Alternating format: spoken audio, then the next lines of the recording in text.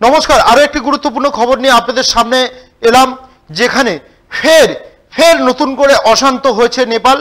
একেবারে সকাল সকাল হাজার হাজার কয়েদি জেল ভেঙে বেরিয়ে আসার চেষ্টা করছে, জেল ছেড়ে বেরিয়ে আসার চেষ্টা করছে। এত কয়েদি বেরিয়েছে বিভিন্ন জেল থেকে নেপালের, তারা ভারত সীমান্ত লঙ্ঘন করে বা ভারত সীমান্ত পেরিয়ে যদি ভারতে চলে আসে তাহলে পরে ভারতেও একটা ল অ্যান্ড অর্ডার সিচুয়েশন হতে পারে।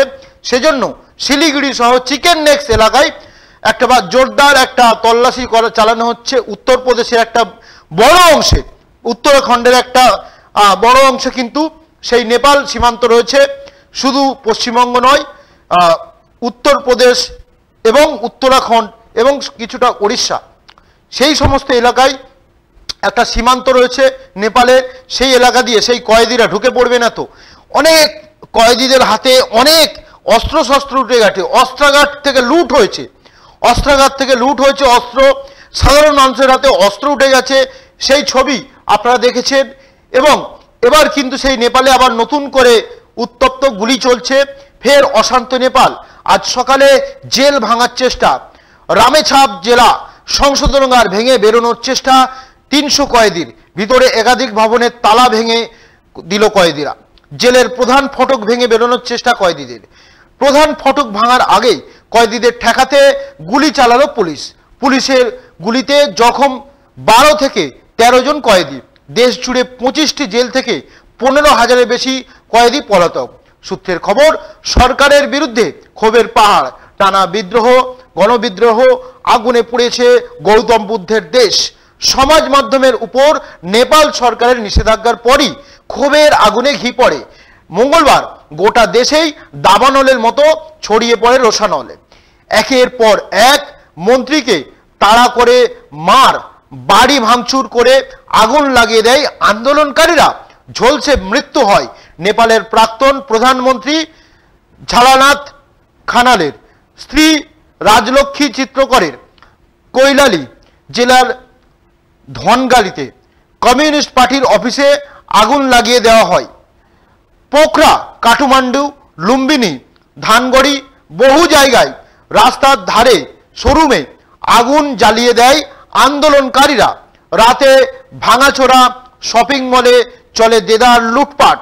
জামা কাপড় থেকে শুরু করে বাস্কেট হাতের সামনে যে যা পেয়েছে তুলে নিয়ে গেছে। আগুনে পুড়ে ছাই হয়ে গিয়েছে কাঠমান্ডুর অভিজাত হিলটন হোটেল।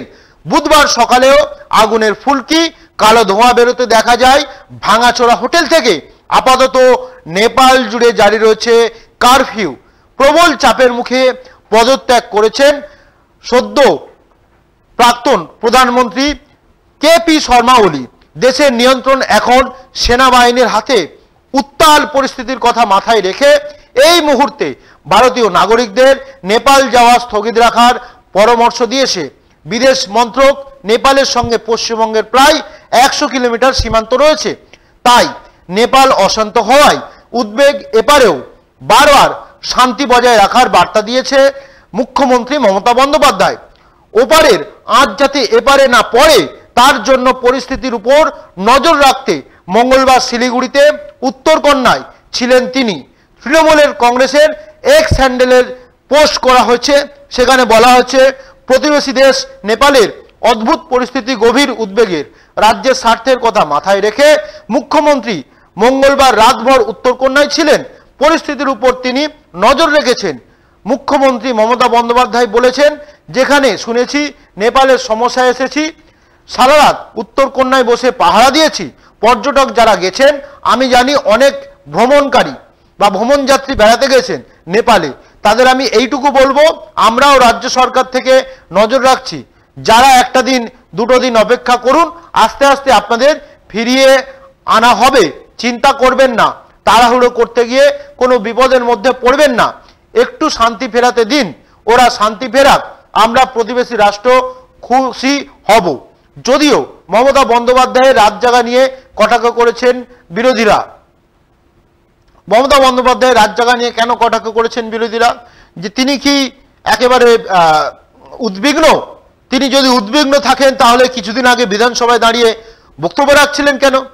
যে একবার রাশিয়ার পায়ে ধরছে, নরেন্দ্র মোদী, একবার চীনের পায়ে ধরছে নরেন্দ্র মোদী, একবার আমেরিকার পায়ে ধরছে নরেন্দ্র মোদী, আর গতকাল যে আপনারা সকলেই জানেন যে ডোনাল্ড ট্রাম্প মোদির পায়ে ধরতে চাইছেন। তাহলে পরে মমতা বন্দ্যোপাধ্যায় কতটা অসত্য কথা বলেন সেটা একেবারে ডোনাল্ড ট্রাম্পের মন্তব্যে তো স্পষ্ট হয়ে গেছে। এখন দেখার অপেক্ষায় যে যারা ভারতীয়রা নেপালে রয়েছেন বা তাদেরকে কিভাবে সুরক্ষিত রাখা যায়, সেটা রাজ্য কেন্দ্রের দুটোই কিন্তু দায়িত্ব রয়েছে।